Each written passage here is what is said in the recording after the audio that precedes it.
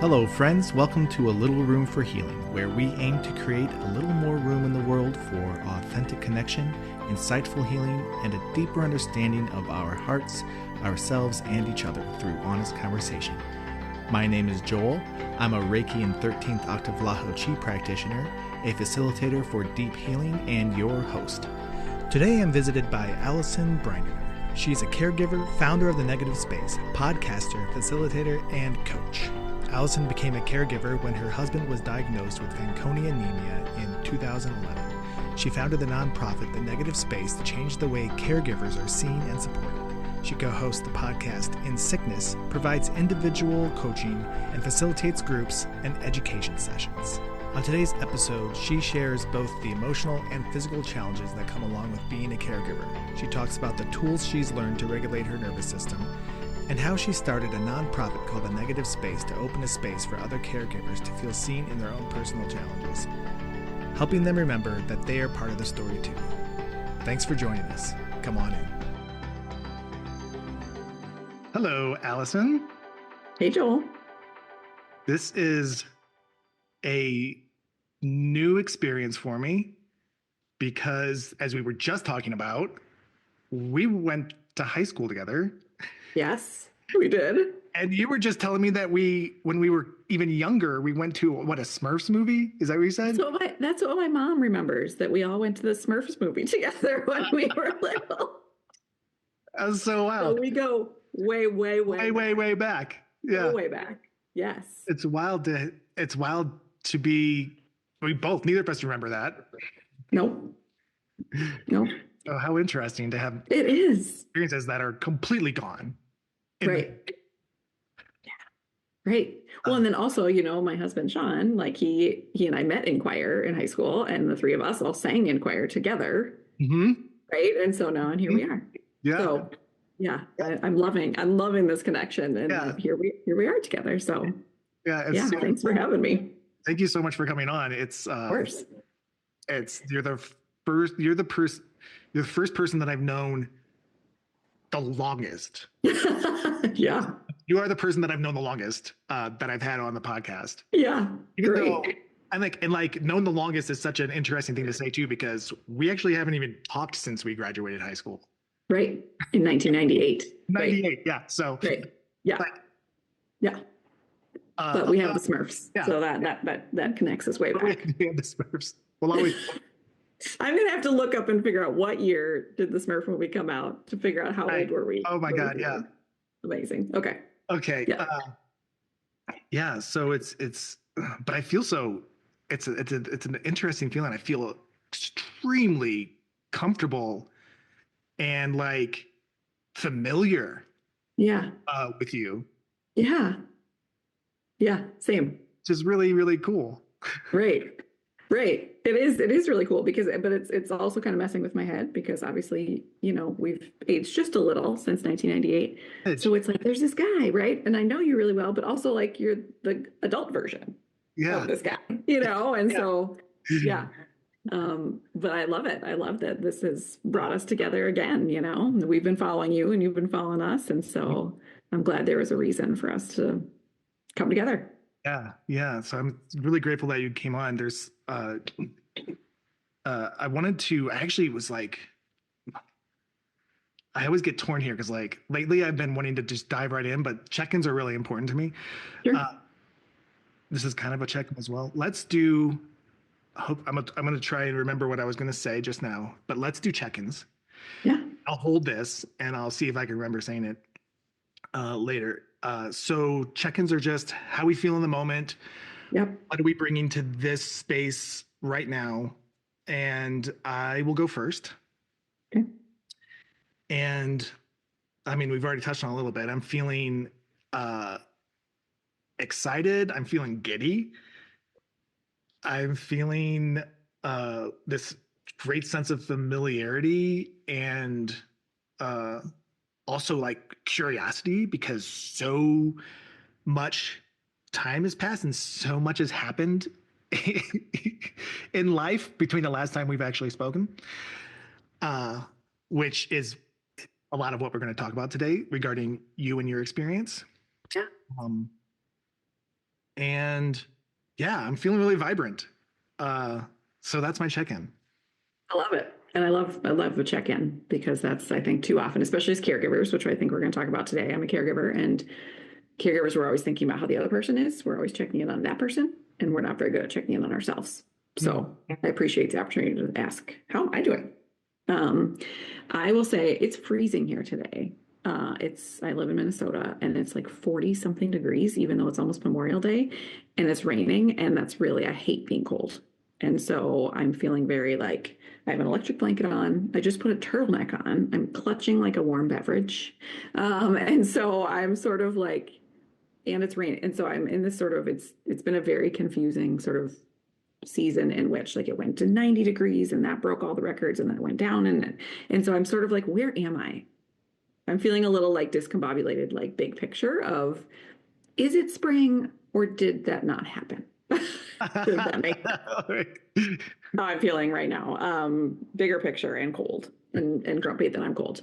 About this experience, I'm feeling excited, maybe a little vulnerable about like what are we going to find, what's going to happen, because typically I'm in the role of like I'm usually the one leading the podcast, or I'm the one like working on someone else in a certain ways, and so but I'm also always open to like new versions of healing and new ways of that, and so I'm excited about that, and like maybe a little titch nervous, but in a good way.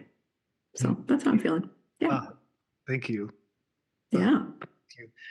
Yeah. I mean, leading up to this, us getting on, I was feeling nervous. Okay. And then I don't know what's going on right now. I'm just, it's not really there anymore. Yeah. Great. But nervous is welcome. Vulnerability is very welcome. Yeah. I saw that you're holding is that a negative space mug? It is. It is. Yes. I'm part of the story. I love that. Yeah. Good. We're going to talk about that. It made me wish, I was like, oh man, I forgot I have a Little Room for Healing mug. Oh, I love it. Yeah. That I usually have with me, but I don't have any tea made, so I'm not going to hold it.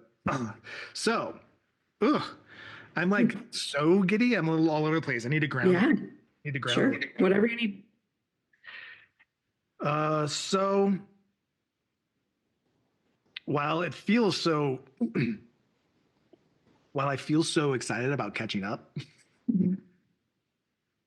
what we're really here to do is catching up, but also in a very specific way of finding out, hearing about, and exploring your experience regarding. Well, I don't even want to say. I want you to say it, but you have a specific experience that you are navigating in life. Yep. And can you tell us what that is? Yeah, absolutely. So my husband, Sean, that I refer to, so high school sweetheart. So, back from the days when you and I were singing in choir together.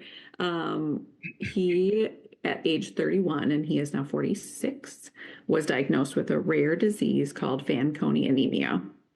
And so that causes bone marrow failure, and then it causes cancer at a rate of around 700 times that of the rest of us. So in the last 14 years, he had a bone marrow transplant. His brother, who you also know, maybe, was his donor, and then has had bladder cancer, had his bladder removed, tongue cancer, had half of his tongue removed, throat cancer twice, gum cancer, esophageal cancer. Did I say gum yet? There's so many. It's like I lose track, which is messed up to even say. And I'm like 150 skin cancers. And so, and the cancers will just keep coming. I mean, that is the way the disease works. So, in my early 30s, I was thrust into this role of being his caregiver. We had just adopted a toddler from Haiti. I didn't have any medical background. And suddenly I was like, hospital bedside all the time doing this thing. And what I realized pretty quickly was that all this attention was on him, as it should be, right? But that every part of my body, every part of my life was being impacted by what was happening to him.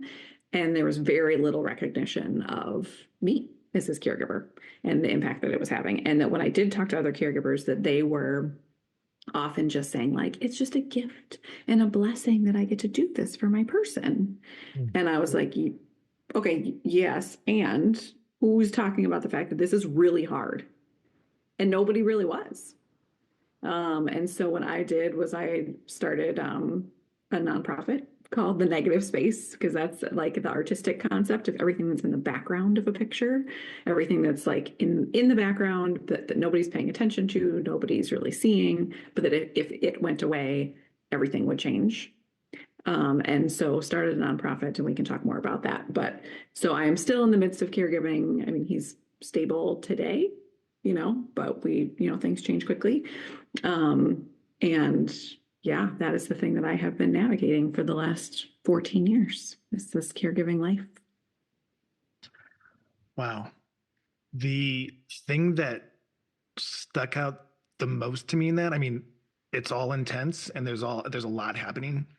But the thing that's touched me the most in this particular moment is having other people in that role say it's the blessing and a gift, and you taking the reins and saying, wait, what about us? Because what stuck out to me is that in someone's healing journey, say emotional healing journey, Sure. and they're like, stuff is happening to them, but they're like, I just am happy that I get to, be alive and survive it. But they're stepping over themselves and their experience and the fact that their feelings actually matter. So what you were saying is, wait, my feelings matter. And I so applaud that. And that gives me, I'm vibrating with shivers of energy, because that is extremely important.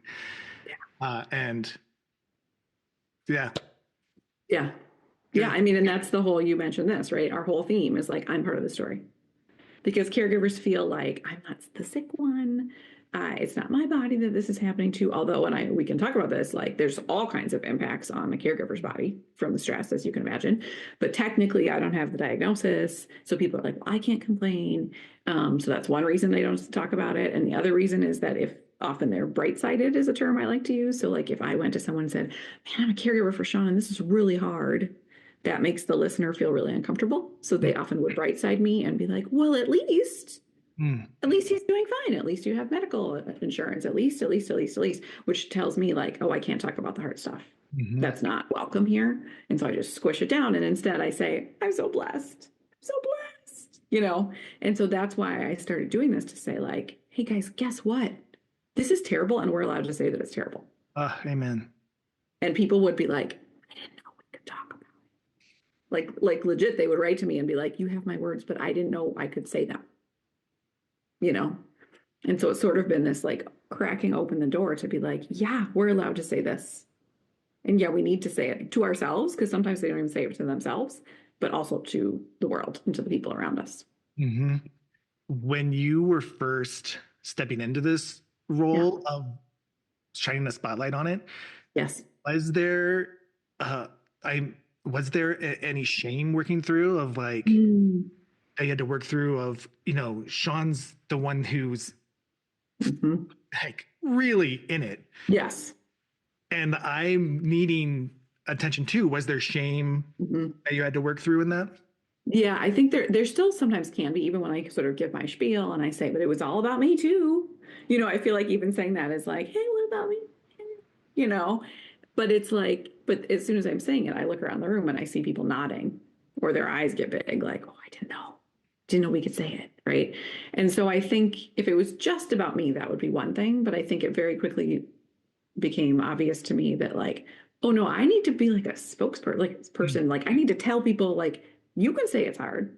You're allowed to say this. Now I have to say, like, I have the best husband in the world. And so he's totally fine with me. Like he doesn't feel like I'm stealing his spotlight, or, you know what I mean? Like, whereas that's not the case for everyone, right? Some people, their spouse or their person might say like, hey, what are you doing? You're not, what? But again, because I am in a situation where my person feels comfortable with me talking about it, that's another reason I feel very drawn to like sharing our story, because even if this person can't share theirs, other people can see mine and can start to get a picture of like, what is this caregiving thing really like and how hard it actually is. What is this caregiving thing like and how hard? It's so hard.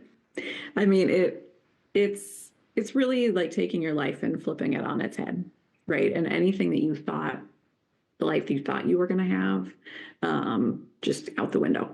And you realize like how little control, how silly we were to think that we knew what was going to happen, how silly we were to think we had control over things.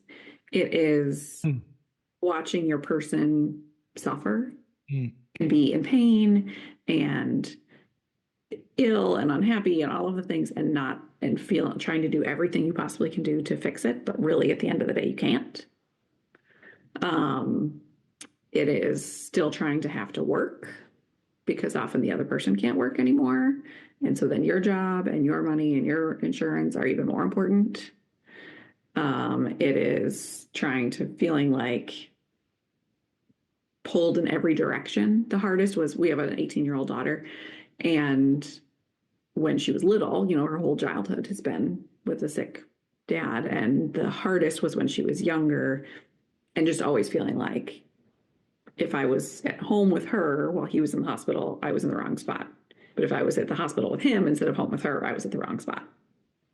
You know, if she got the sniffles and I would want to like snuggle up with her, but I would be like, I really can't, because if I get the sniffles, I can't give them to him. Right. And so just feeling torn and like you're never doing enough, you're never in the right spot, you're never, you know, like just always being pulled in all the directions. And so, I mean, that's just like a sliver of it. But then think about all of that plus being unseen, right? Nobody really giving you the time of day of the fact that this is hard, or that you're not allowed to say that it's hard, or any of those things. So it's this double whammy of going through this terribly hard thing and then not being able to say that it's hard, or nobody recognizing you at all as you're going through it.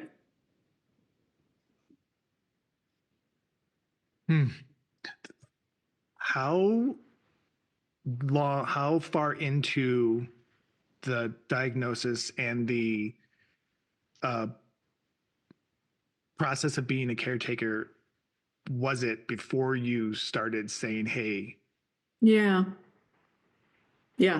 There was a moment, I'm trying to remember how many years. This was like maybe 3 or 4 years into it, maybe, that we were at a conference. So that was like a real turning point for me. It was a conference for people with this rare disease. Okay, so it's already like a niche group of people. And then within the conference, there was a lunch for spouses and partners of people with this disease. So like the niche of the niche of the niche, right? So it was like 8 of us at this lunch. And I was like, these are my people. This is my place. Like, here we go. We're going to talk about how this is hard. And the social worker was like, how's everybody doing? And everybody started saying, I am so blessed to be able to be the one to take care of my person. I am so grateful. And I kid you not that I put my fork down, because I like mid to my mouth, I was like, what? And then I stopped and I said, isn't this the isn't this the place that we can say, like, this is really hard? Like, if there's one room in the world that we can say this is really hard, it should be at a support group for this group of spouses of this rare disease. Like, why aren't we saying that it's hard? And you could just see that, like, people's like, what was she saying? It was almost like this secret, like I was saying the thing that nobody was supposed to say. And so that was this huge turning point for me that really made me realize, like what is going on out here? And it wasn't, I don't think I ever had a moment of like, it must just be me. It was more like, what is happening in the world that this group of people feel like they're not allowed to talk about it? And then that just really like sent me down a deep dive. So at first I was like, I'm gonna write a book about it. And then instead, like, somebody's like, well, first you should do a blog, because this was back in the day when blogs existed. So I started writing about it first. And then that's when people came out of the woodwork and were like, you have my words. You know, this is my story. I can't believe, you know, this, thank you for saying this. And then since then it's evolved into a whole nonprofit. Wow. Yeah. What? Oh man. This is the point where all the questions flood in. All the questions. And I'm like, okay, yeah. where do we go? Just Give me pick one. Yeah. Sure.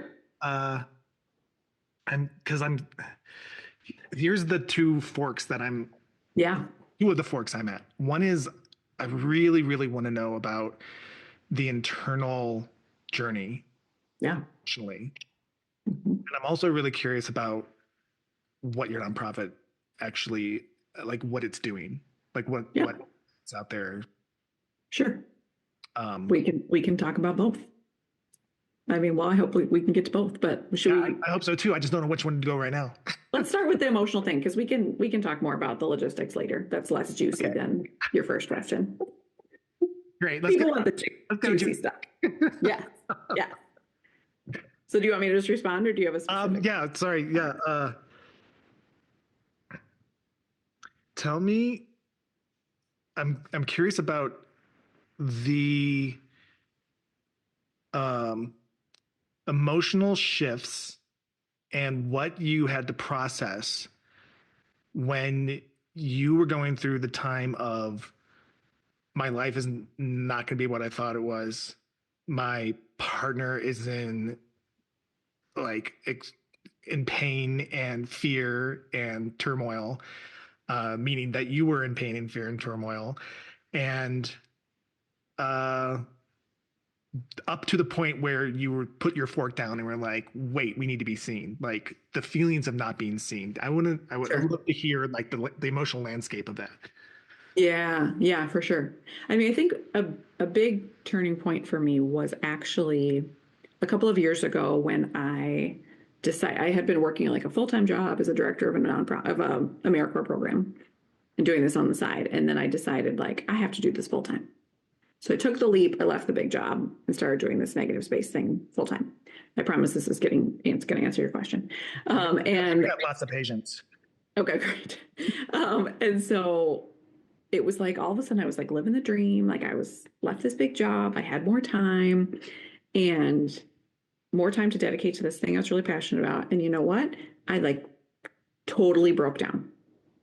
It was probably like the worst well-being year of my life. And it was because, and this was like 4-ish years ago. So like 10 years into being a caregiver. Okay. And what was happening was, sorry about the dog. I don't know if you can hear that, but I apologize. Is that for all those other years, I was juggling all the things and I was just like, must keep going, must keep like, can't process, can't whatever. And then suddenly I had 40 extra hours a week in my life.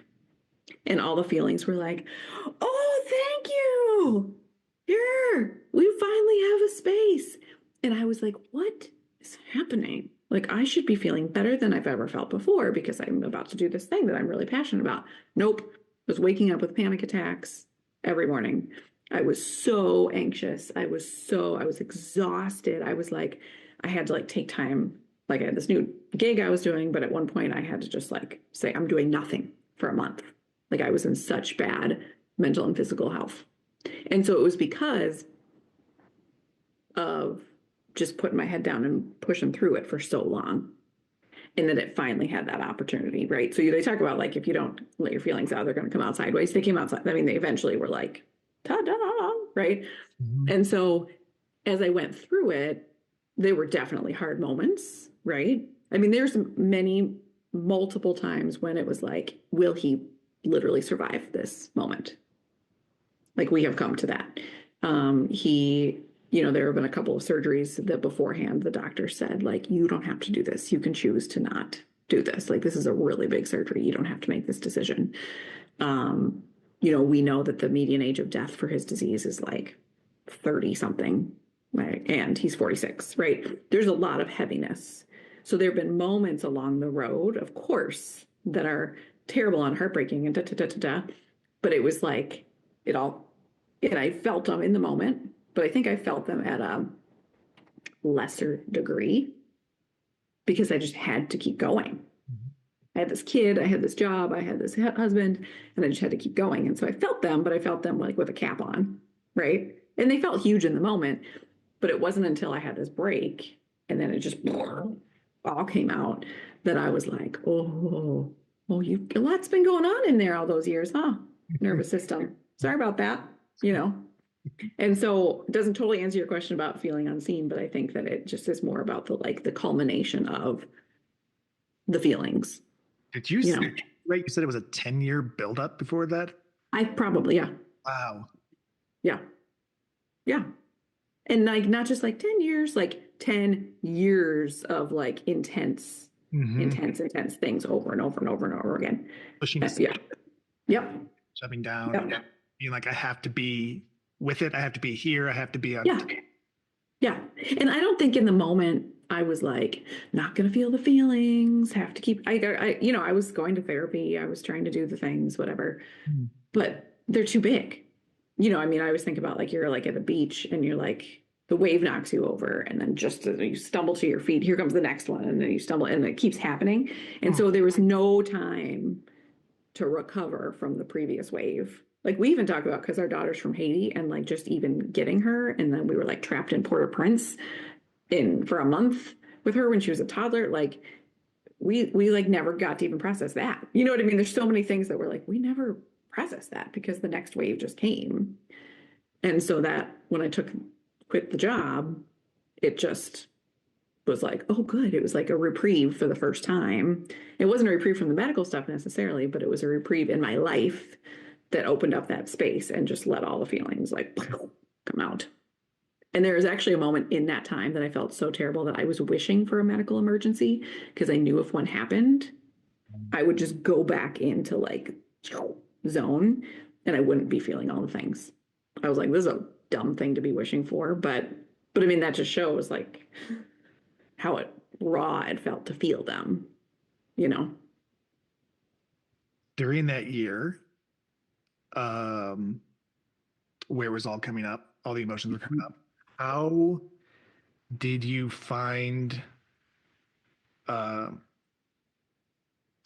yourself working with it? And was there a point maybe in time where you were like, oh, I think I have a better understanding of how I can be with my body now? Yeah. Like what got you there and what was the thing? Sure. The way that you then approached all these feelings? Yeah. So I'm a doer and a fixer and an achiever. super fun to be around, really. So I went for like solutions. I was like, I'm going to find all the solutions. I'm going to find all the tools. And so in the end, I think that benefited me because I have now a huge toolkit of things that I can access and that I can, use on a daily basis, use as I need them, all of the things. So it was a varied piece. But one thing, are you familiar with internal family systems? Mm-hmm. Yeah. So I love that concept. I think it's brilliant. And in my brain, when I think about that, I think about a boardroom. Okay. And so like it's a boardroom and there's all the little emotions are in there. And that what I realized was happening, because what was happening is at like 4 or 5 every morning, I would wake up with a panic attack, like out of sleep. Right. And what I realized eventually was happening is that essentially I had locked the door to the boardroom and I had with a sign on the door that said, panic, you don't get to come in here.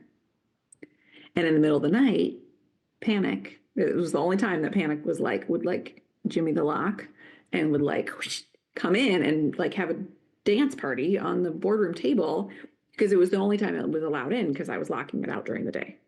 Mm-hmm. And so it was that imagery that I came to that helped me realize like, oh, okay. So then I was like, okay, panic, I hear you. What do you want? Well, what would you like? And panic was like, I just want a seat at the table. I want a little name badge like everybody else. I want to sit at this table. I was like, okay, come on in. Come on in, panic. Right. And that has served me so well. Right. And so to be able to do those things and to be able, so now what I'm able to do is I just like, there's a sign on my boardroom door that says all are welcome. There's no lock on the door. And every once in a while I go into my little head and I say, like, the mic's open. Who wants to talk? Who wants to talk today? I love and that. I just see like, who wants to go up to the microphone? So what do they want to say? That's so good. Yeah. Isn't it? It works for me. Yeah. But I mean, that was instead of thinking like, what is wrong with me? Or like, why am I broken? Or what, it was like, oh, that's the beautiful thing about IFS. It's like all these pieces of me, right? And so the panic, getting locked out of the boardroom, that's a piece of me. Mm-hmm. It was out there. And I had to lock that door for those 10 years for self-preservation, right? And it was only now that it was like, okay, can I come in now? Can I come in now? And I wasn't letting it in until it was like forcing its way in. So that was a really huge one for me, was to be able to like pay attention to like, okay, grief is here, fear is here, sadness is here, panic is here, like all those buddies are here. And to like try to give them the time and the space that they needed and the rest that I needed. It's easy to say now, but in the moment I was very impatient because I just wanted to like feel better. So that was a huge one. And then I just had lots of other tools. There's this thing that I wear all the time. It's called an Apollo Neuro. Have you heard of this? It's like a bracelet that I have on my ankle, and it's supposed to be supporting of your nervous system. And so I like it for 3 reasons. I'm not selling this, right? I'm just telling you. I like it for 3 reasons. Is in the moment, it feels good to like have a thing that I can do. I can go like turn on the bracelet, right? So that feels good. Number 2 is because you go into your app and there's all these different options. So it's like, are you feeling anxious? Do you want to go to sleep? Do you need calm? Do you need energy? Like you can choose, which is like that check-in that you and I did at the beginning, right? It's like taking that moment to be like, how do I feel and what do I need is super important, right? So picking the button. And then basically it buzzes. It's kind of like, they say like a purring cat calms your nervous system, right? So it vibrates at different levels and frequencies based on what you need, what you told it you need. So I mean, whether it works or not, I don't know. But I felt great comfort having it on and being like, this is on. If I start to feel panic, I have this button I can push and it's going to start buzzing and that will help me. You know what I mean? And so that was, yeah. Say that again. Sounds like it works then. Exactly. Right. Like even if it's fake, whatever it's giving you. You're getting exactly. Exactly. Yeah. So I think that, and then of course I was seeing a therapist and I was trying different medications, you know what I mean? Like the whole gamut. Like I was trying all the pieces at the same time to really build the toolkit. But I think just it gave me just like this big sense of awareness so that I've had that at other times. If it's like a break or a vacation or whatever, and suddenly I feel all the things, I'm like, oh, I know what's happening here. I got you. You know what I mean? So I've got more awareness than before where I was like, Yeah. I'm loving this. I'm still loving the boardroom thing. Oh, it's so helpful to me. So rich, so good. And sometimes I like buddy them up. I'm like, panic, it's okay, you can be here. But you know who I'm gonna have sit next to you at the boardroom table? Comfort. So good.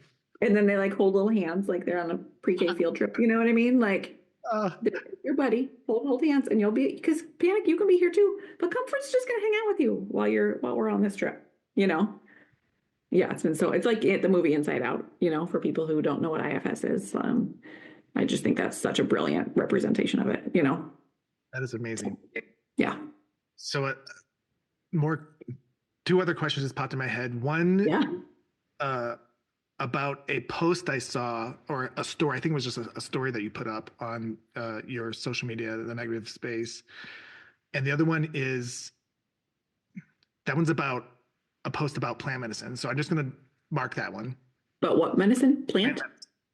Like plants? Yes. Yeah. Yes. This is just me saying. Yeah. That post about plant medicine, I just want to mark that one because I want to come back to it. Yes. The one that I wanted to ask right now is, because this has been such a huge thing in your life and you've had to process the last, 10, 14, how long has it been now? 14 years? 14. Mm-hmm. You've had to process the last 14 years. Do you find that any other things that may have happened in your childhood that are play in that you're able to parse them out or see how things might be related, if anything? And how do you give that space and time? Yeah, that's a really good question. I mean, it's funny because I really feel, and I'm not just saying this because possibly my mother and your mother will listen to this because they'll think it's cool that we're hanging out. But like, I really truly had a lovely, simple childhood. Like, and every time I start with a new therapist, they're always like, yeah, sure, we'll get to it. And then eventually they're like, no, actually, I think you did, like great relationship with my parents, all the things. And so it was really until, like we went through like infertility stuff and then all the adoption stuff, that until then I was like, my life is actually kind of boring. Like nothing has happened. And so there isn't a lot that comes up from like, that relates me back to like childhood. You know what I mean? Yeah. I mean, I do think there's a lot of like my personality, and it's interesting how like my personality traits show up in this space and how it might be different if my personality was different, but no, I don't think there's been that kind of thing. And in fact, there's lots of, like my parents have moved across the country to be 5 minutes from us to care for us and all of that stuff. And so yeah. And it's one of those where like everybody's always like, really? But I really think unless I've like blocked out the terrible things, I really think that there isn't much from my childhood that, was. Wow. I know, right? Amazing. I know it is. Which did I block it out? I don't know, but yeah, I don't remember it. And you say, I like how you said, people are like, really? And like, I can feel part of me go, really? Really? But then Yeah. the other part is going, I wonder, like going into story mode. Here's a story mode for you. Sure. Like, perhaps you were given that kind of childhood so that this life could have a little more grounding and something Sure. to hold the holy hell. Right. I don't know. That's story mode. I'm just making a story here. Well, when we first, because like the whole getting our daughter from Haiti was like a thing for like 2.5 years. And it was like a drama, like I'll make a movie out of it kind of thing. And then she was finally here in Minnesota. And I remember naively being like, well, that was our hard thing. I just went through this really hard thing. And now I'm done with hard things. I don't know, like what made me think that was how things work. But I remember truly being like, well, done with hard stuff. And now like we hardly remember that all happened. Because that's like so many tragedies ago that we like can't even remember that was a thing. But in that moment, I do remember like waiting for her to come. And I remember thinking, this is breaking me so much that she's going to get here and I'm not even going to be able to parent her because I'm going to be so broken. Right. And now I'm like, oh, that thing that happened? I don't know. Like, whatever, but so it all sort of started in my like 20s and not in my childhood. Yeah. Yeah, there's this question in me, and it feels like I want to word it right, but I don't know if I'm going to, so I'm just going to preference that. Fine.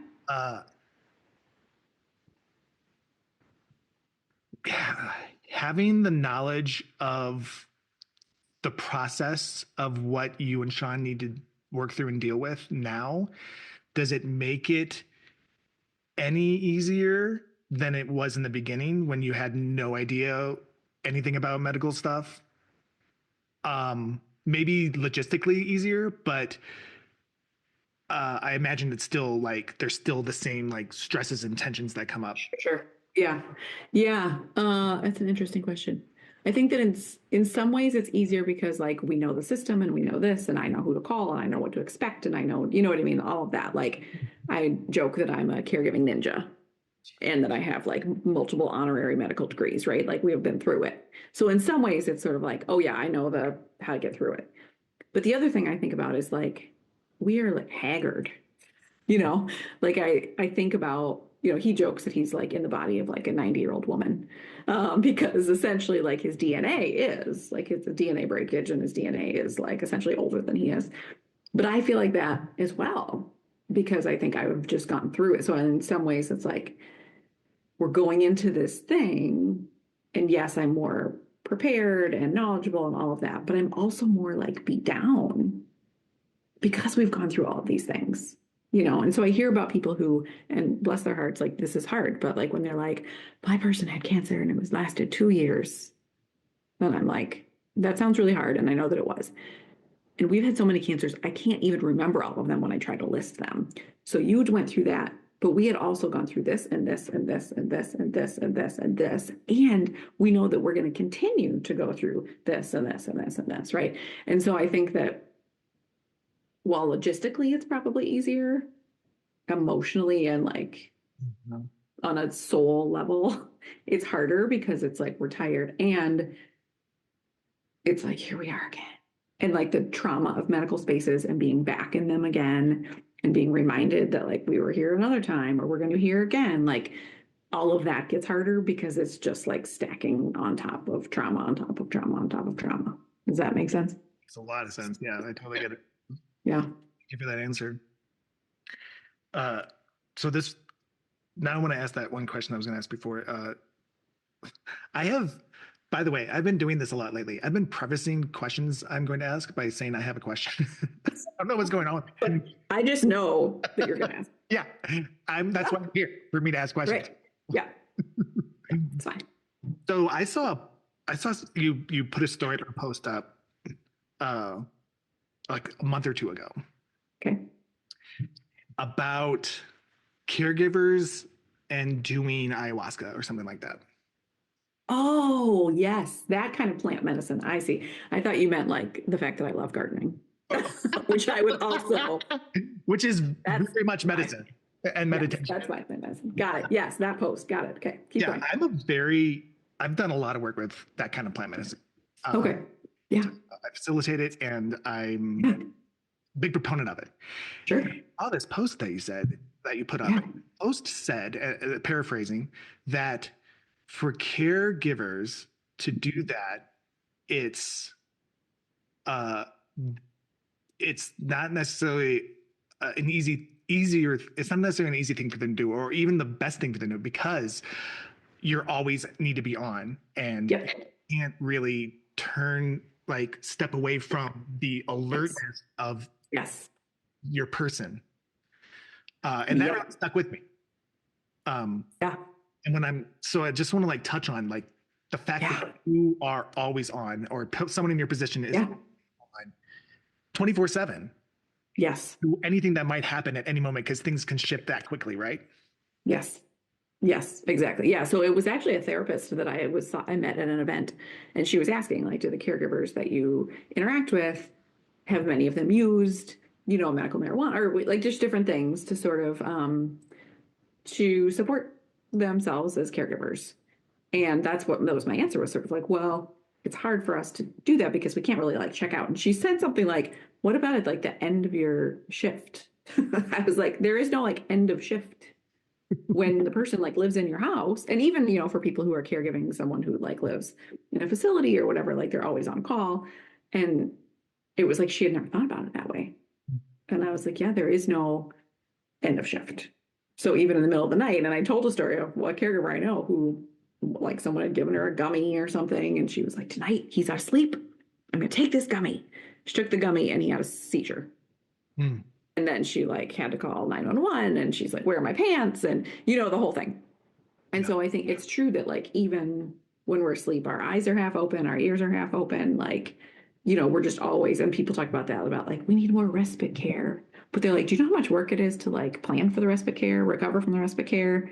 And even if we're gone, we're on call, And so that's a huge part of it with our nervous system, is this fight or flight thing, is that we're just our bodies are not meant to be on alert all the time. The bear is supposed to chase us and then we're supposed to recover. But we're just being chased by the bear for 14 years nonstop. It reminds me of a child who's in a household with abusive parents who is always like Yeah. alert. Yeah. How can I not stir the nest? Like you're not like, not that you are like, how can I not stir the nest? You're just like, Sure. No. Stirred. And Exactly. what am I gonna need to step in and take care of Yes. this? Yeah, exactly. Yeah, totally. And that's a perfect analogy. And I think because of that, I have heightened awareness all the time. Like I'm the one that hears. I'm like, did you hear that? You know, so even not related to caregiving, it's just my senses are like turned, you know, super up. And like they joke about, they're like, we can't get away with anything around here because I'm like, I heard that, I smelled that, you know, because I'm just so hyper alert all the time of like, does he look a little off? Does he this? You know, or if we're out in public, is he sitting next to someone and they're like sneezing on him and we need to move? You know what I mean? It's just this like, and yeah, our bodies are not meant to be like that. What? That noise was amazing. I can't even do it. Yeah, our bodies are not meant to do that. Exactly. Right. Yeah. And it made me, when I saw that post, it made me sad. Because I know plant medicine that I'm talking about isn't for everyone. But I know that it is very helpful for those that it is for. And like to have the opportunity to do it for someone in your position, like it made me sad that it's like, oh, those kinds, some things that are helpful in the healing space aren't possible. Right. Because of, you actually need to be on alert. And that made me sad. Yeah. Agreed. You know, it's sort of like, okay, is there a way around? But I mean, again, like the work it would take to be like, okay, somebody else said here. So that, like in the end, it's like, oh, that wasn't worth it. You know? So it's true that like we're in this like super hard situation and some of the things that could potentially be helpful, we don't have access to. Right.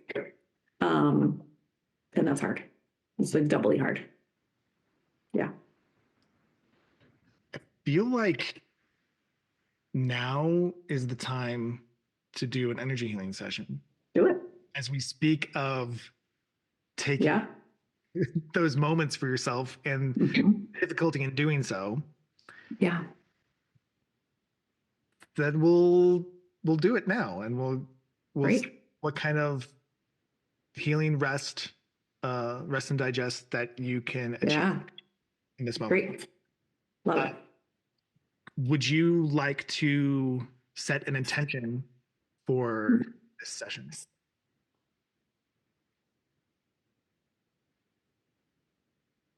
Nothing is like popping up because I think I want to just be more sort of open to like what's going to happen.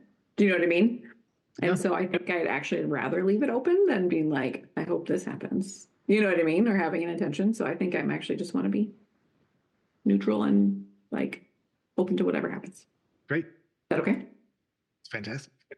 Okay. Yeah. Great. All right. Well, we will be right back after Allison's Reiki session.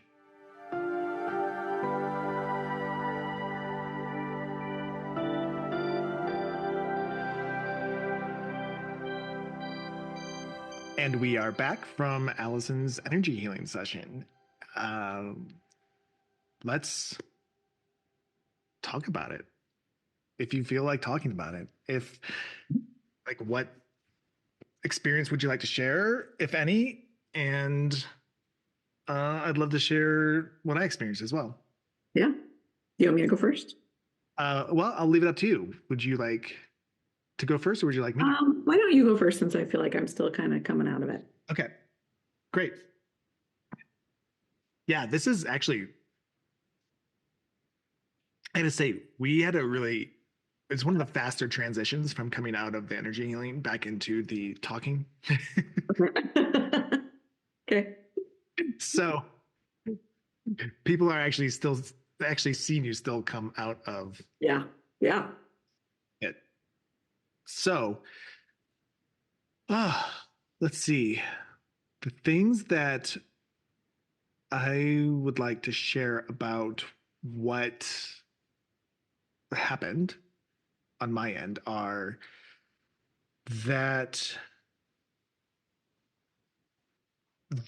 I what I do is I I ask I call upon your higher self and your guardians and also source and the energy of Reiki to guide me to what you need, Mm-hmm. what your body needs, what your spirit needs, what your emotional aura needs. And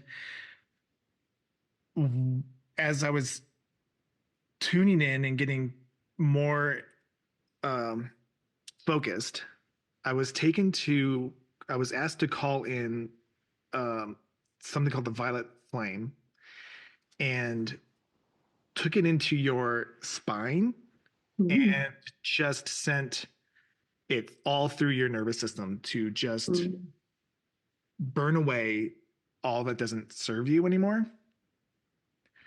So that was one of the first things, probably like 5 minutes into it. Mm-hmm. And then uh,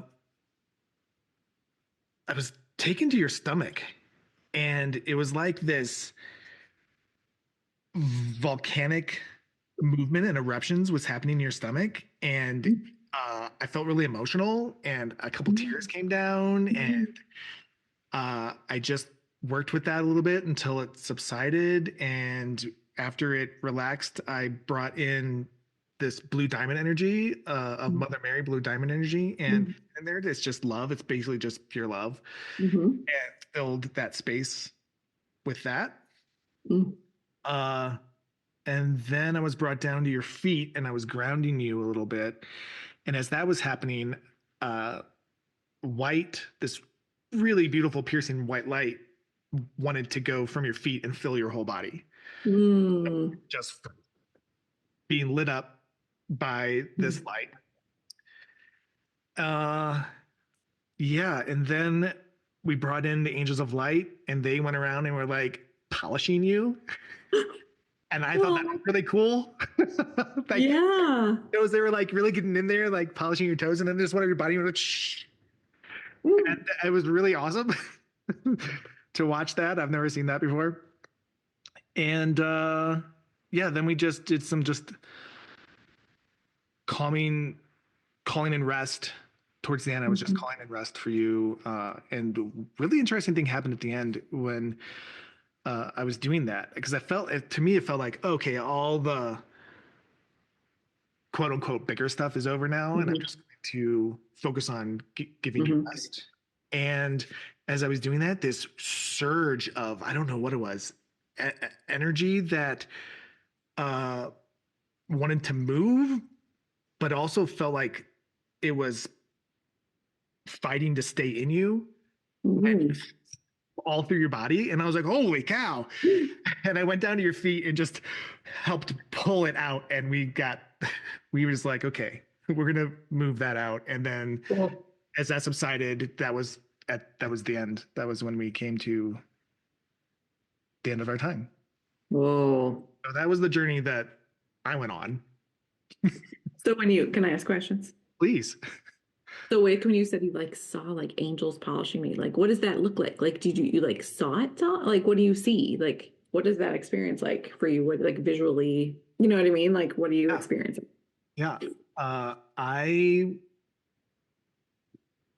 Well, I work with these angels of light, and to me, they come in slightly different forms, but they were like little fairies this time. Um, just like they're always so happy. They're always Yeah. happy to Yeah. come and be a part of it and help. Yeah. So to me, I literally saw these little fairies like in my mind's eye. My eyes were Sure, closed, sure, sure, sure, sure. uh, going up and down your body, polishing you, and also then seeing your body like start to shine. Mm. Mm-hmm. Mm-hmm. Yeah. Mm. Wow. Yeah. Um, so cool.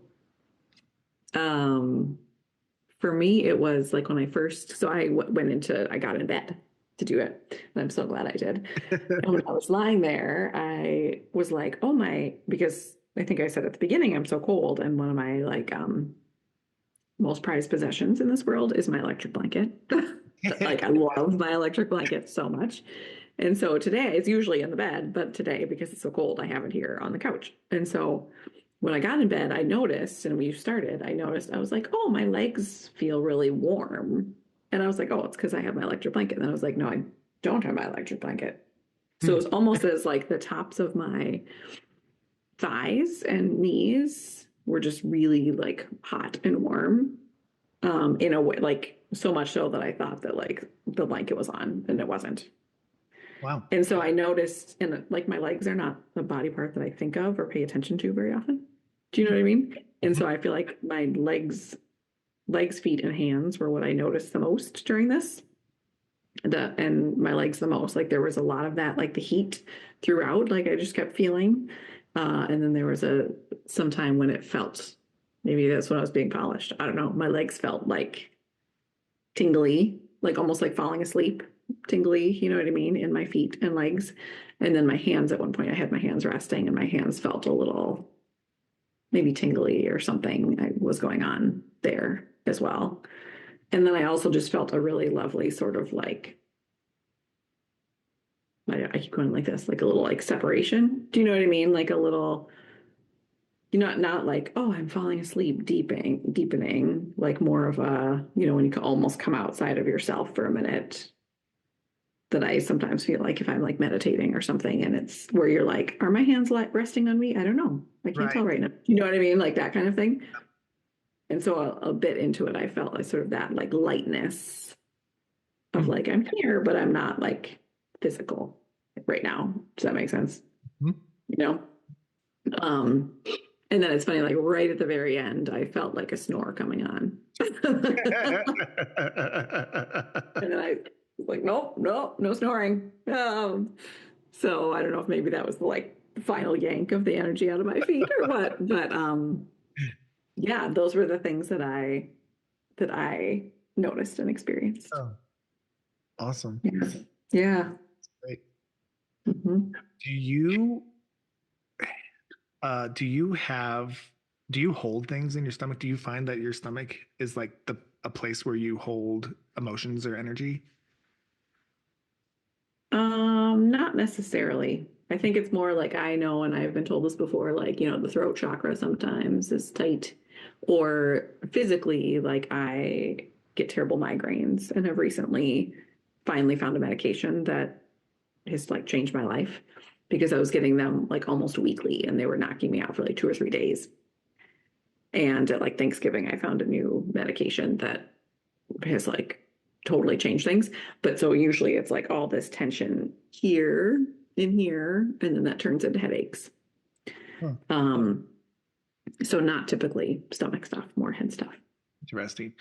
One of the things I didn't say was that in the beginning, what I was first drawn to was your head, and I kept like getting throat.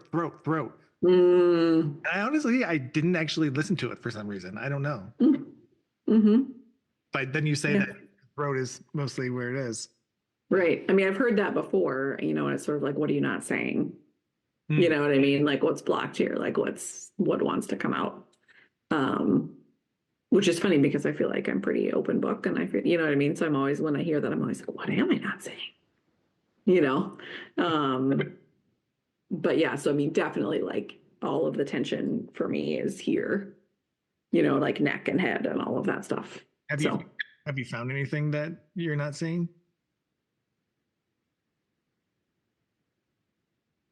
Probably, but I'm not going to say it here either.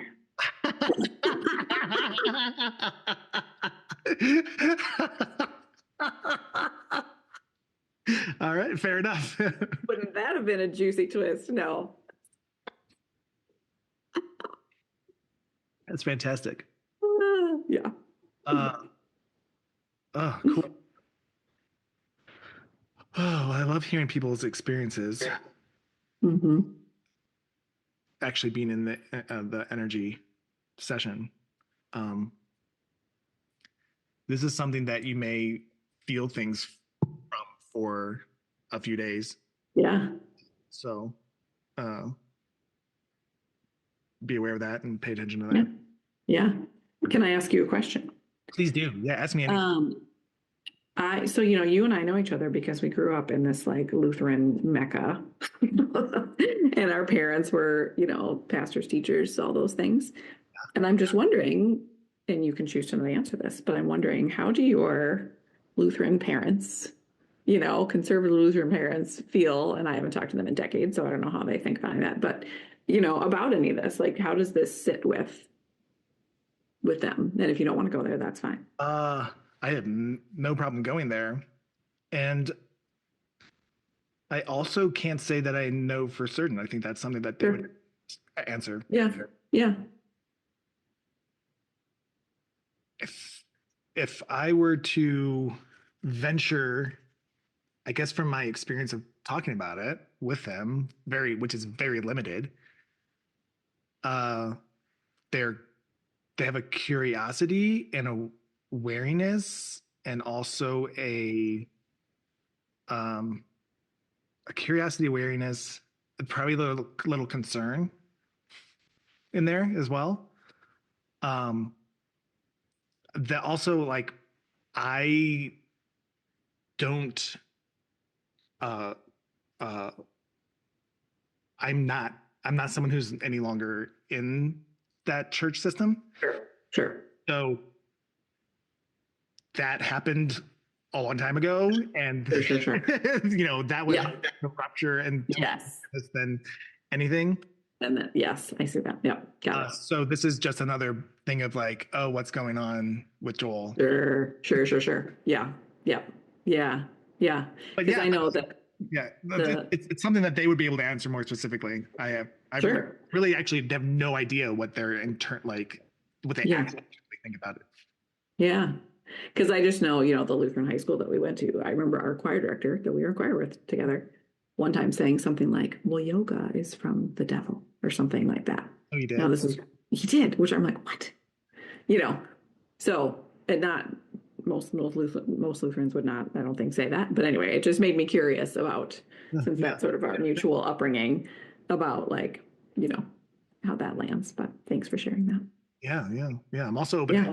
I'm open to any question. Yeah. At the time, I mean, a podcast isn't necessarily about this particular one. I mean, like, it's about me, but it's not about me. Like, right. I'm always open to like back and forth. So thanks for asking. Yeah. It's funny to check in with that too, because I've had so much anger towards them. Regarding not being seen. Yeah. But I'm going through some change right now and a shift, and to check in on what your question, and feeling like there's not real any charge when I agree about is really cool to see. So I appreciate the question. Yeah, for sure. Yeah. And I think that's probably where that hurdle, I think that's being unseen is, I don't know, I think one of the worst, like, that's part of our mission statement at the Negative Space is like to change the way caregivers are seen and supported. And sometimes I'm like, it's not even change, it's start seeing, right? And I just think that when you're going through something and then you're not being seen or recognized as you're going through it, that's like I said earlier, like the double whammy piece of it. So I imagine that feeling unseen by your parents is especially hard. So yeah.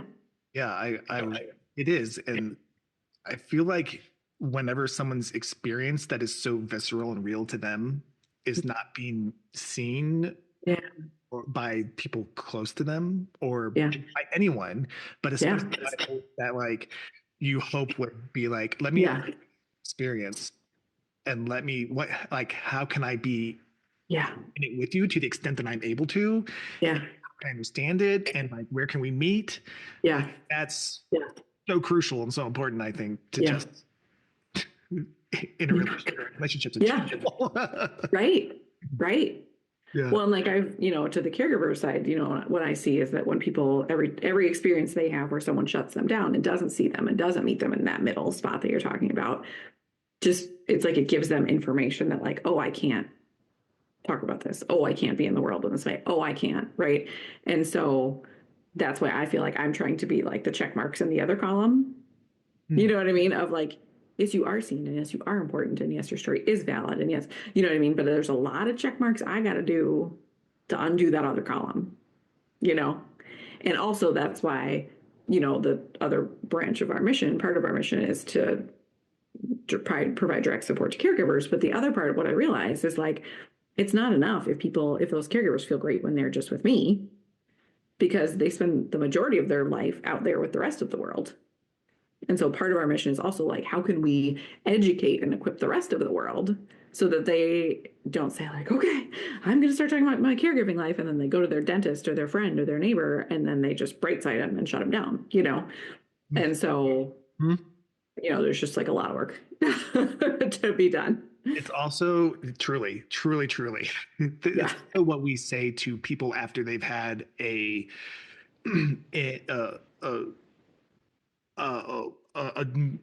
wow, brain shutdown. What we say to people after a journey weekend with a plant medicine where it's a really peak experience and they're shown things and they are now seeing things in a different way and they have experienced that it's really important to discern who you share that experience with. Totally. Some people just are not ready to hear it. Yeah. Going to meet you and aren't going to see you, and it's not going to feel good. Yeah, they're going to shut you right down. Yep, 100%. Yep. I mean, that's like the kind of thing where, you have to decide when someone says, how are you? Mm-hmm. You have to do the mental gymnastics of like, is this the person that I just say, fine, thanks? Right? Because that's way easier than saying, well, actually, right? And so it's that piece of like, not everybody's going to meet you there, and it's just going to hurt you to be able to like speak your truth to everybody you come in contact with, because that's just not going to land with everybody. Those other people are not ready to receive that, Mm-hmm. So, yeah. Yeah.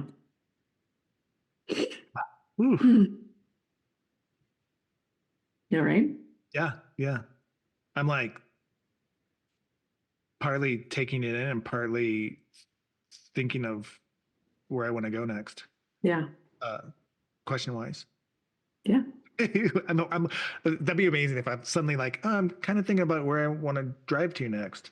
Where I want to go for dinner. Yeah. Boring you, Joel. We could just be done. Yeah. No. Yeah. Okay. I do want to add something about the not being seen aspect, especially what I was saying about my parents, is that I've also noticed that in that experience, I am definitely looking at all the ways in which I don't see them. It's very gracious of you, might I say. It took a long time to start looking there. Sure. Yes. It took a lot of anger, a lot of grief. And I was like, okay, now what can I do different about being me? And how can I what is the healing in me that needs to happen so that I can be in a space where I'm seeing myself enough so that I don't need them. I can stop judging them for not seeing me. But you also said a minute ago you were trying to see them, right? And realizing that there are ways in which you're not seeing them. Yeah. So I don't know if that's it's a slippery slope, right? Because I mean, in your situation, like those are your parents, and I think that's an important relationship to work. Like the parent-child relationship, I would say, deserves the time and energy put into it, right, to try to repair. And I'm just thinking about like, I think that in lesser relationships, like we're too quick to just be like, well, I'm just trying to see their point of view. And I think that's an empathetic. We want to see other people's points of view. And how can you, I love what you said, that first you had to be able to see yourself and value yourself enough to like get into that deeper, now you can see them. Mm-hmm. Because I think we often too quickly are just like, well, I'm sure they meant well. Well, I'm sure they, well, da, da, da, right? Which, yes, let's give them grace. And let's also know that our voice and our story and everything matters as well. You know what I mean? So that's why I was just like, it's kind of a slip, you know, like 100%. And and it's exactly, I'm definitely not saying that. Oh, no. Right. About even about my parents either. Like, Yeah. I'm not going to see you because you don't see me, but there is a whole, like giving, like what you're saying on the more minor relationships and stuff. Mm-hmm, mm-hmm. If your experience is not being seen, like boundary setting, Right. okay, I don't know if I want to be around you. Right. Don't right. know if I need that in my life. Yeah. Right. Right. And I think something, you know, in the caregiving world is that what that people are often surprised about is the people that they lose in their life, the people who can't handle it. Like people that you're like, oh, these were going to be my like ride or die friends or family even.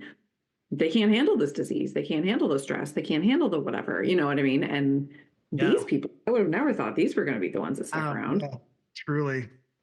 You know, but that's absolutely happens. It's a huge like sifter, you know, of people in your life. And so sometimes you have to say like, you are not seeing me or you're not providing me with what I need or you da da da da.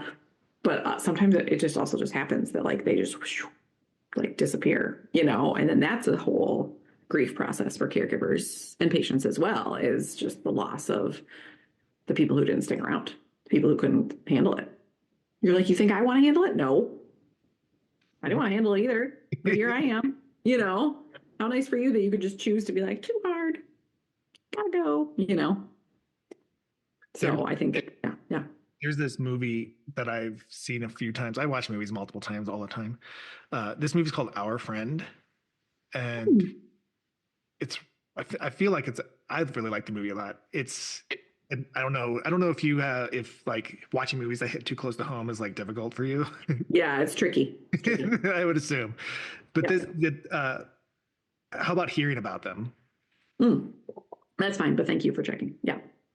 The premise of this is that this guy's wife gets cancer and it's rapidly moving to her. So she's just basically being cared for on the way out. And she has all these friends, like she's really popular in the community and has all these friends. Yeah. And they are just dropping off one by one. Like not coming, like saying they're going to come to this book club that they're doing with her, as she's like, but they just don't show up anymore. Yep. Probably because it's too hard for them to see it. Yep. Yeah. 100%. I mean, we hear this from caregivers all the time. Either it's too hard for the people or they're like, well, you know, like we have to be super careful even now about germs, right? And so people know to say, like yesterday I was going to meet up with someone for coffee and then he called and was like, I'm getting a cold. And so I'm going to make the call that I'm going to postpone this. I was like, thank you, you know? And so, you know, we're a little like more high maintenance than other people. And so it's like, is it that piece? Is the like, oh, you have to come here? Or is it that, you know what I mean? Like it's a little more work. And some people are just like, I just can't do it. I'm like, well, that's cool that you have that option. You know, good for you. Happy for you. But I think that it's like this, again, it's this time when you feel like so unseen and you feel lonely and you're isolated and often like you're not leaving the house as much and you're not able to be in the world as much. And then your people are leaving you, you know, at this time when you're already lonely and isolated. And it just feels like this like double whammy on top of a whammy on top of a whammy. You know what I mean? Yeah. Is this, when I think about that and the grief that's involved with that, this a time where you would implement your boardroom scenario and be like, hey, do you have something to say, and like spend some time with Yeah, absolutely. Yeah. And to say like, you know, and maybe even before you say, hey, grief, just to be like I said, I like to just say like boardroom or mic's open. like Who Wants to Talk? Yeah, yeah. Right.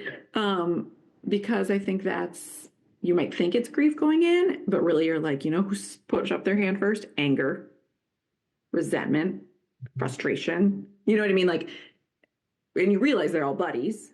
Those guys are buddies, but you might be like, oh, I'm grieving. But then like you didn't realize like, oh, anger really has something to say about this, So yes, absolutely. Like that's a great time these times are good. Like I did it the other day. I just launched, hopefully I can talk about this, but I just launched a really cool new thing for the negative space. And that night I was like, okay, mic's open. And then pride like went, what? To the microphone. I was like, so cool. And so I think it's a cool thing to do on a good day, on any day. Yeah, any day. Just be like, okay, that's only when I'm feeling something that's not pleasant do I want to open up the mic. But like on a good day to be like, because like, again, as a, Midwestern Lutheran, am I good at saying myself? No. No, and so like, no. yes. And so in the boardroom, I was like, pride, let's go. Let's go. Let's have a party. You know what I mean? Yeah. I've been doing a lot of work. Speaking of, just a touch on that of and the feeling good and how it might be difficult to do that. I've done a lot of work with grounding into joy and peacefulness, and like when those feelings come on, like I've noticed in my life that I'm not grounded. It's like, oh, joy. And like I want to like really invite it into my body and ground it and put it down at the root and be like, okay, I really want to experience this. I want to be okay with it. Yeah. Interesting, because joy to me feel like, I don't know why, but like joy feels so light. And so even you saying grounding joy those feel like dichotomous to me. You know what I mean? I know what you're saying. Yeah. But I get what you're saying, that you feel like secure in the joy and be like, and let yourself feel the joy, like filled up with the joy. And like, this is something I'm going to let myself experience, as opposed to just like, right? Yeah. Yeah. I'm so glad this is a video so people can see all of my amazing hand movements. Me too. Because otherwise they would be like, what's happening there with her? What is this explanation? I don't understand what she's saying. Yeah. So tell me about what the negative space does. Yeah. So like I said, our mission is that we want to change the way caregivers are seen and supported. And so the first part is that we provide direct support to caregivers. So I have a podcast called In Sickness, and I have a co-host who's a man, so that we have sort of two different perspectives, and his wife has chronic fatigue and fibromyalgia and migraine, so a really different situation than Sean. And we have like 110 episodes or something wild like that. And so like we have the podcast, and then we have virtual support groups, and the support groups are based on the podcast, which is so fun because then people listen. It's kind of like a book club. Like they listen to the podcast and then they come and then we all talk about it. And so instead of a support group like the one I mentioned where someone just says, how's everyone doing today? Right?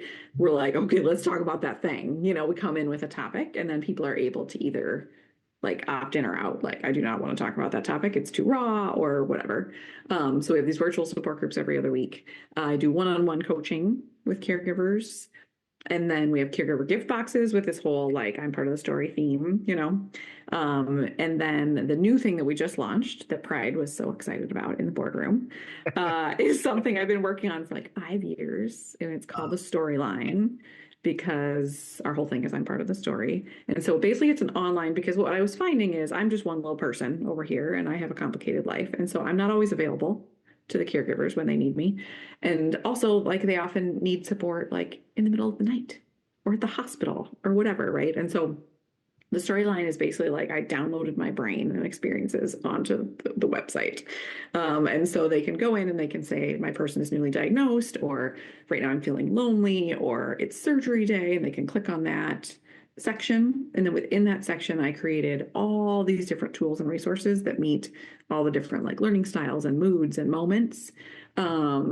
So there's nervous system regulation from like a yoga therapist, and there's a sound bath, and there's pieces of writing that I've done, and there's the podcast episodes, and there's like a little video message for me, and there's processing tools and all the things that you might need so that they can, in that moment, say like, here's what I really need right now. I really need someone to tell me what to do next. And there's like a next steps checklist they can print off, and they can come back to it time and again. There's guided meditations that we had someone write for each chapter, so that there, and everything that's in there was written and designed for caregivers. So it's not just like Googling, like, I want a meditation. It's like a meditation for a caregiver experiencing loneliness. And so then there's meditations for each chapter. And so it's on our website. The first 2 chapters, newly diagnosed and transitioning into a season of caregiving, are always going to be like available and free to everybody forever. And then the next 6 chapters, and then we're going to keep adding more chapters. It's like a monthly subscription of $5.99 a month. And you can also like get it as a gift. So like if tomorrow you find out that someone in your life, their person was just newly diagnosed or they're a caregiver and you're like, I don't know what to do for them, you could send them like a 3-month subscription to the Storyline, and then they have access to all those resources. So that just came into the world, and we're feeling proud about that.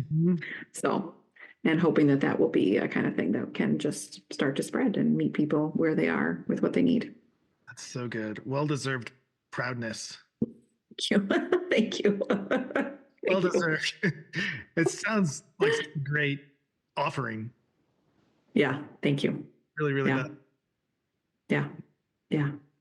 So we just got to get people to find it. It's out there, and we just got to get them to realize it's there, click on it and find it and start using it. So definitely. Yeah. When you said that sometimes you're not always there for other caregivers, like, in what way are you there for them? Are you a support system for them? Is that what you're saying? Oh, yeah. Absolutely. Yeah. So, I mean, that's, what I do through the negative spaces. I coach them, and I do the podcast, and I lead the support groups, and I do the social media. You know what I mean? Like, I am their person, basically. Who is your person? People ask that. I'm always like, I don't know. Yeah, I know people are always like, I wish Allison had an Allison. I'm like, yeah, me too. That'd be cool. That'd be real cool. Yeah. Yeah, I mean, I have sort of a team of people, like Sean's the best, and my parents are close by and they're the best, and I have a therapist and all those things. But I do wish I had like a me, like somebody who. Sorry, go. You say it. Well, I think the funny thing is that it's kind of like even at the beginning when I said I feel vulnerable, there are other people who lead caregiver support groups, but it's like, I like to lead the support group because then it's less vulnerable and I'm the one that's like in control. So that's a whole thing we could like unwrap. You know what I mean? You want to? Sure. How long is this podcast? But sure, but because I think that's a whole thing, is that there are people that I probably could be using, you know what I mean? Or there's services I could be using, but part of it is like, I like to keep the reins a little bit. Because it's so interesting. You do it because of vulnerability? I mean, that's not why I created it.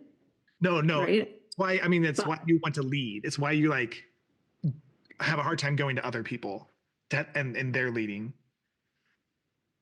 Yes, I think so. Because there's a local organization that has in-person, my support groups are all virtual. They're in person. And I went a couple of years ago. And as I sat there, I was a little like, oh no. Oh, here I am. Oh, I'm a participant. Oh, I guess I'm going to have to talk about, and it was a little just jarring, I think, because it's like, I was like, oh, now I'm the one that's going to have to like, because I think like I said, I'm an open book and I'm talking about caregiving all the time, but it's sort of like on my terms. Do you know what I mean? Like, I can decide if I'm going to write this post or say this thing or whatever. But if I go to a support group and I'm a participant, suddenly it's like, oh no. What's the fear? What's that mean? I don't know. What's the fear? Because I don't know that I'm gonna like say or feel something that I haven't said or felt before. So I'm not sure what the fear is. What do you think? You were just hanging out in there with me and my angels. I mean, I think that. Well, I I have stories that I can create, and I can Yeah, when you can tell me if they land. sure. Let's do it. Uh, but I think of what stuck out to me is that I think you've said it. The control of how and when it's delivered. Mm-hmm, mm-hmm. Yeah. So maybe there's a feeling of if you are not the leader and you're then sharing, will some form of your control over your life, over the situation, be lost? And what happens to you when that happens? And Yeah. I mean, I think that there's so much, right? This thing is so big. The feelings around this, all of this that I've gone through and I'm going to continue to go through is so like that I feel like I have to decide when I like burp the Tupperware. You know what I mean? And be like, right? And I can do that in my own ways. But if someone's just like, right, then it's like, will it be contained? Like, is that it's too much? And I just have to be able to like let it out in prescribed amounts will it be for another? self-preservation. Will it be another one of those years?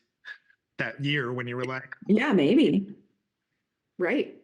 I mean, I don't have the sense that like if I go to a support group and I talk, like I've talked to a lot of caregivers who are like, if I rest or relax or start crying, I will never stop. You know, they say that and they're like, I just have to keep it buckled up. And I don't think it feels like that.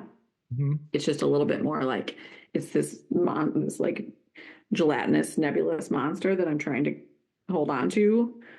And I want to decide when I like, you know, Mm-hmm. and not have someone look at me and be like, so tell me about this, you know? Something else is coming up for me. Yeah, tell me. Do you have no control over what happens to Sean? Right. You have no control Yeah. over it. So this is a place where you can have control over. Mm-hmm. Yep, for sure. Yep. And I think that's true in a lot of things. Like I find myself when there's a big new thing, all of a sudden I'm like cleaning the closets because I'm like, it's something I can control, Mm-hmm. you know? Or it's like, okay, when that next emergency happens, at least I'll know where the Band-Aids are, you know, or whatever. And so for sure, there are places that I'm like, I will hold on to the control where I can. Right. I think this feels like the thing that I'm realizing in this conversation is that this is like such a big, like I'm just picturing like a big monster, you know, of a thing that it feels like, oh, it can't just be like let loose. Like it has to be like a little like in bits and pieces, you know, or on my terms. Yeah. I can understand that. Yeah. And respect that. And yeah. Control you can. Yeah. Right. Because even it's like I'll have like a therapy session. And so I'll be like, okay, here we go. Open it up. You know. Mm-hmm. Right. Mm-hmm. So yeah. Yeah.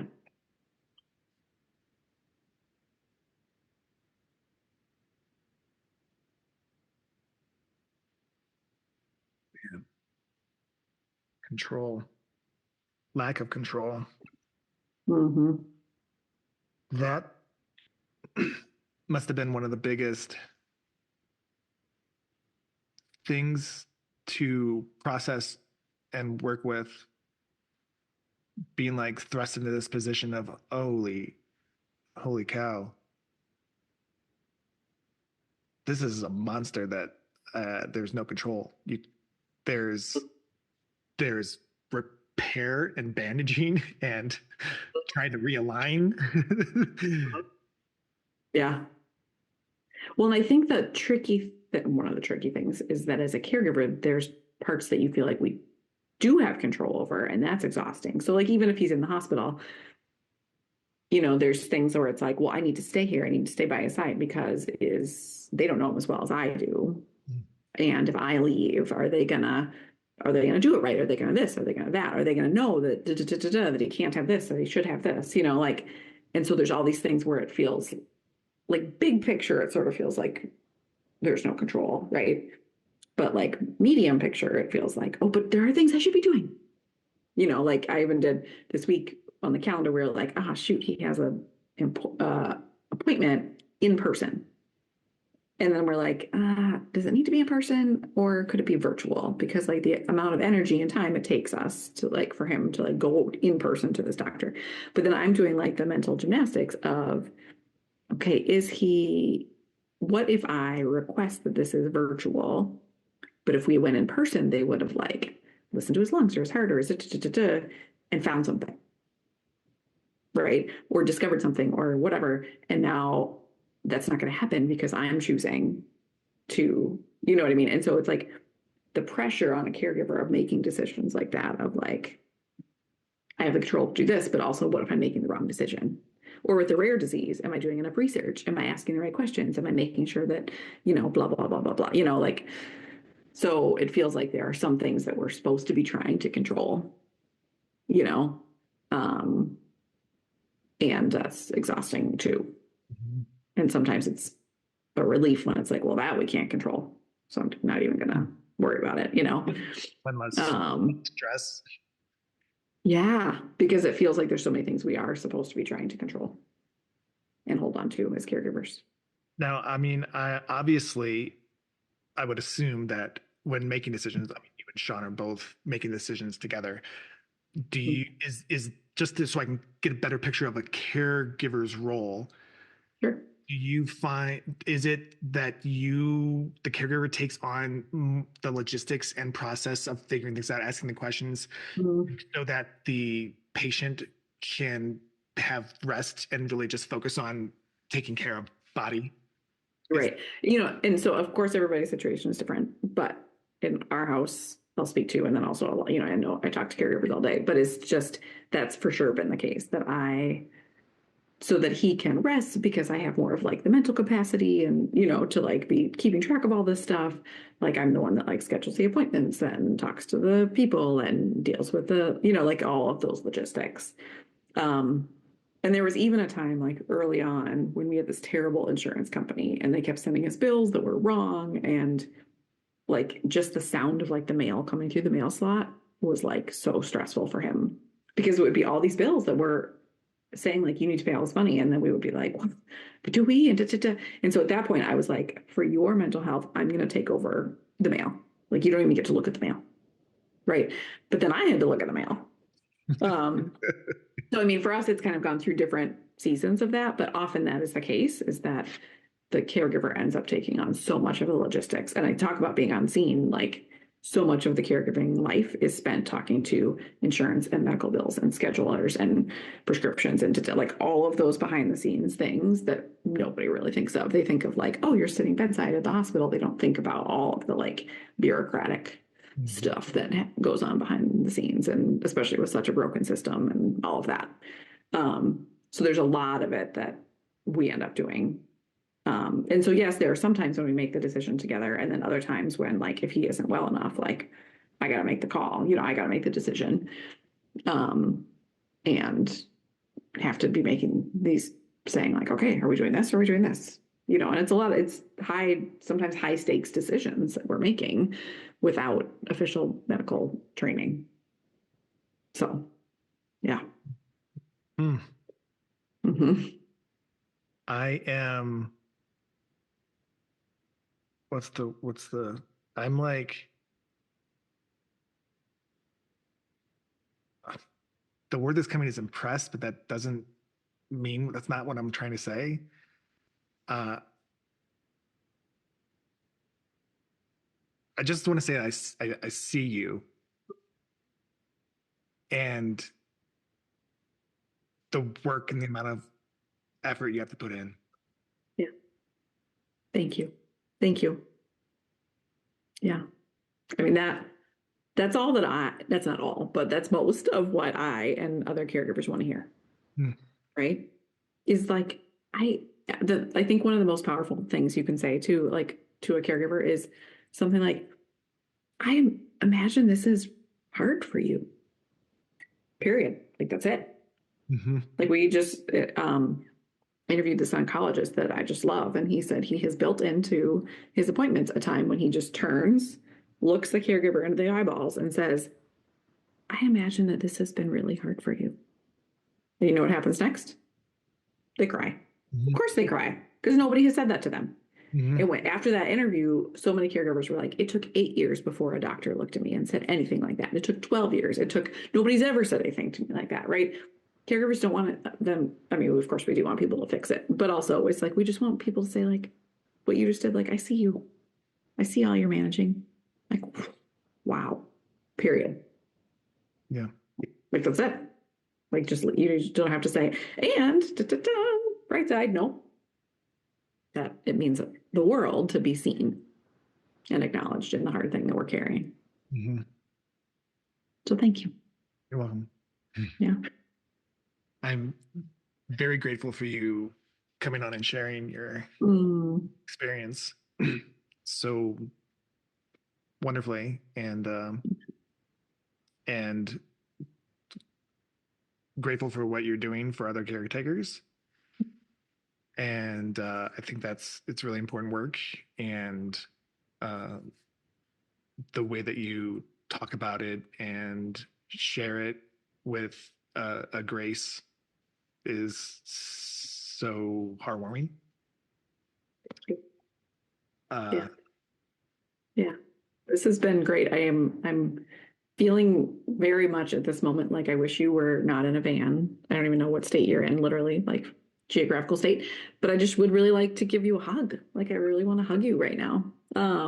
So that if your van comes near Minnesota, I would really like to hug you, because it just feels like, and this is a funny thing that came out that I'm just going to go back and say, is that when you said, who do you have, Allison? My brain wanted to be like, you. My brain went there right away. So I feel like now you are one of my, whether you want to or not, you're one of my people. So happy to be. Good. Thank you. And I'm one of yours. I hope you now know. So I love this, that this brought us back together after 26, 8 years, whatever. And yeah, this was an amazing reconnection. So thank you.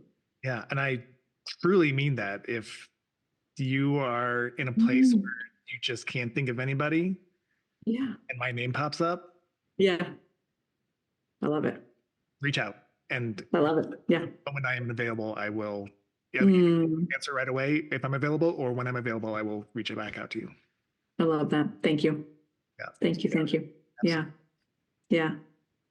This has been really soul filling. Yeah. So thank you. So good to reconnect with you. And I mean, I've been following your journey, what you share on social media for a long time now. So I've been wanting to connect with, I've been having to draw to connect with you about this for a long time. Okay. 3 Christmases ago, you were in Fort Wayne. Yeah, probably. And I was in Fort Wayne. And you were holding an event, or you were. Yes. Yep. And I was like, I was like, I'm burning to go, but I stopped myself from going. But I felt this burning to go. Connect with you both too much. So it's been building for a while. Yes, amazing. I can't believe that was 3 Christmases ago, but it was 3 Christmases ago when this was happening. Because I haven't been home for the last 2 Christmases. So yeah. And here we are. And here we are. And it happened.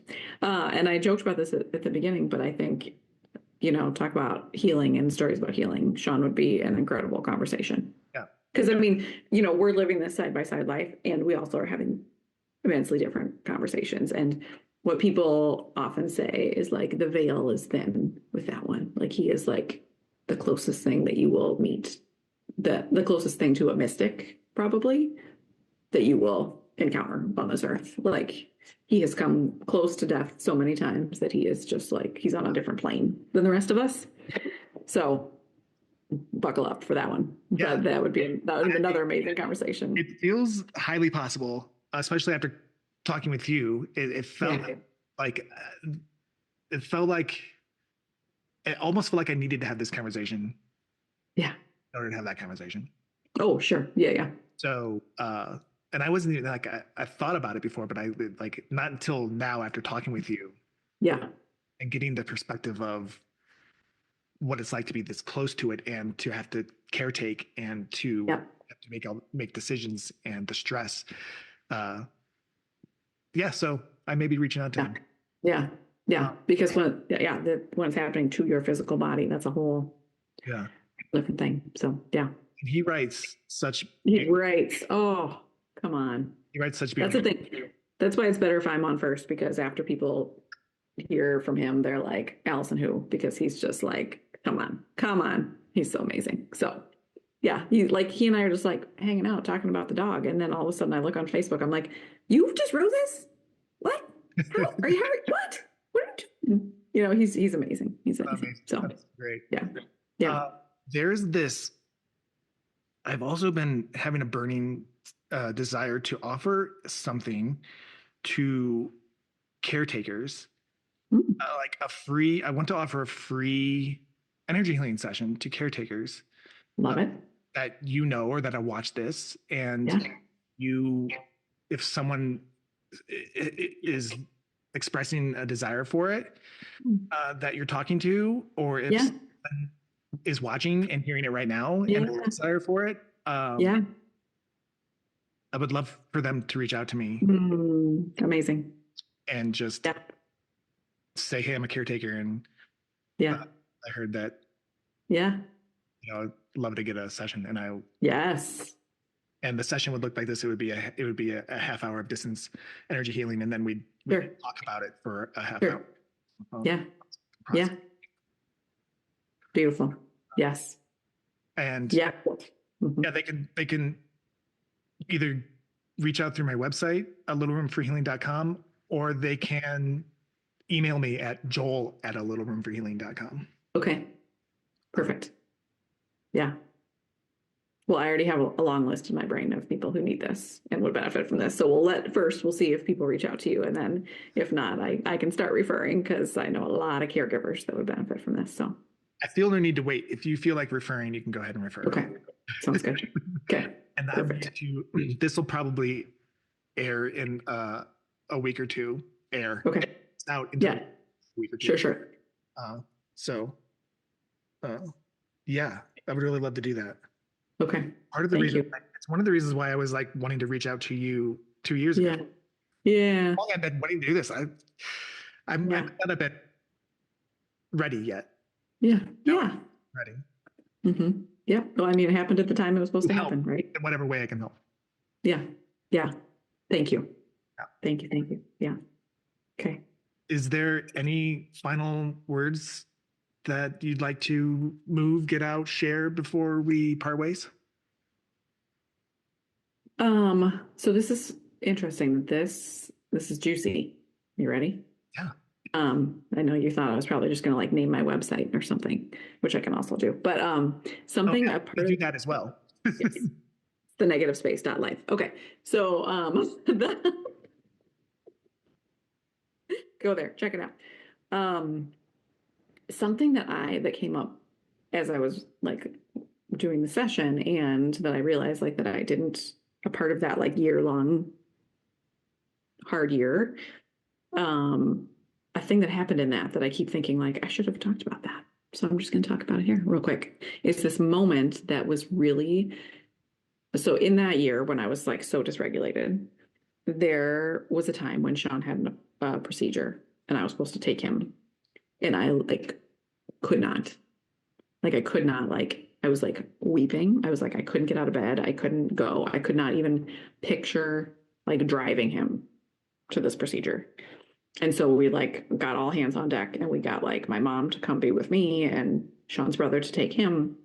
And when my mom came in and I was in bed and I was just like a wreck, and Sean and my mom were there, and one of them said to me, "You're safe. You are safe." And I remember sort of like scream crying at them, "I don't feel safe." And that is like a moment that like I come back to all the time of like, you know, and so anyway, that was just like a powerful thing that was like part of that year that I don't think I intentionally left out of the story. But then ever since I didn't tell it as part of that story, I'm like, that I think that needed to be told. Yeah. So, I just think it's like I'm sure you know about like Maslow's hierarchy of needs. What is it? Do you know about Maslow's hierarchy of needs? I don't know if I do. Just it's like Ed Psych 101. Maybe it's a little pyramid. You can Google it later. It's a little pyramid, and basically it's like all of our needs, and then like the very bottom of the pyramid is safety. And if you don't feel safe, then you can't go to here. You can't go to here, right? And if you don't have your food and water, and if you don't have your whatever, then you're never going to reach fulfillment, and you can't learn, and you can't all these things, right?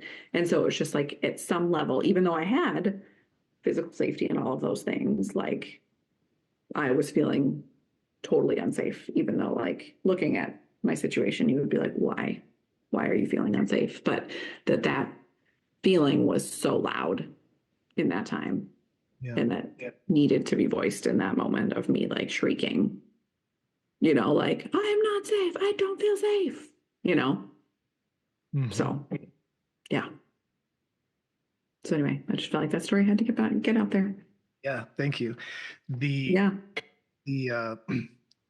hierarchy of needs that you just shared reconfirms one of my core tenets of healing, and that's even just a like a life thing with the it's a healing thing too for me.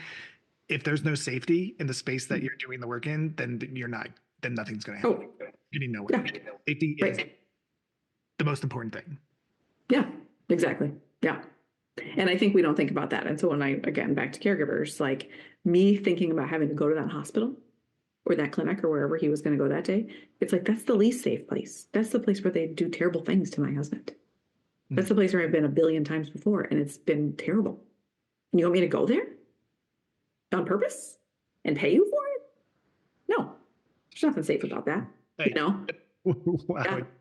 Yeah. And so like typically I feel like that's just been pushed down, and it's been like, okay, here I go. We're going to go do a thing. And that, because I was cracked open, it was like, I do not feel safe. I will not go there. And even thinking about it was just like released all the stuff, So yeah. How about that for an ending?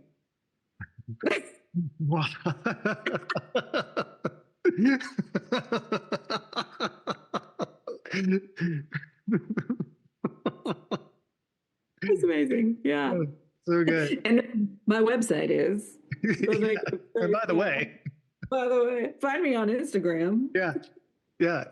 But do find her on Instagram. Okay. But yes, legit. Find me on all the places. The Negative Space.life is the website. The podcast is called In Sickness, which you can also find on my website. The new thing, online thing I talked about is called The Storyline. All of it, so if you go to the website, you can find it there. And yeah, I'm on Instagram and Facebook and all the places, so follow along. Yeah. Thank you for all the work you're doing, and thank you for being here. Oh, this was just a joy. Really a joy. So thank you. And let's not wait like 26 more years for the next Smurf movie to come out before we see each other again. Yes. Sounds good. I'm definitely gonna want to take you up on the hug offer. I'm coming. Yes, please. Please do. Or even like close to Minnesota. We can come to your village. Oh, cool. Yeah. What's your radius? I mean, depends on the day. Let's see. The caregiver, Joel. Maybe you weren't listening. Wait, I'll have to listen to the episode again. I'll have to listen to it back. Yeah. Okay. Something important. Sure. I know. Something. Yes. Oh. Okay. Thank you so much. And to all of you out there, watching or listening, I invite you to make a little room for healing in your lives, and I'll see you next time.